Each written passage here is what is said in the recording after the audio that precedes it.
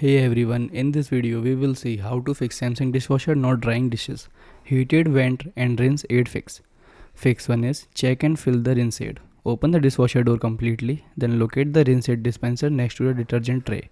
Open the dispenser cap, then pour liquid rinse aid into the reservoir until the indicator shows it is full.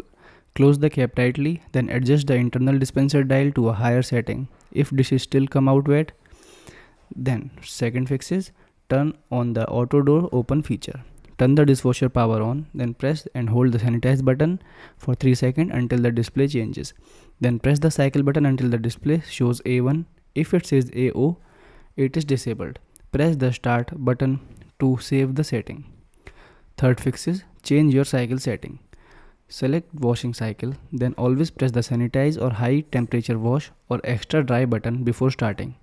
Increase final rinse water temperature. More heat helps evaporate moisture effectively.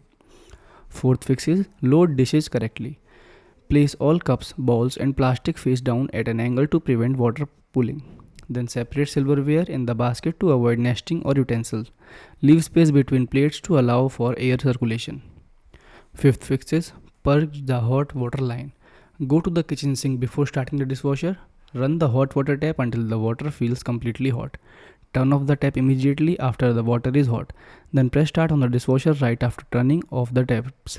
This process ensures the dishwasher fills with hot water instead of cold water trapped in pipes. Sixth fix is clean the drain filter.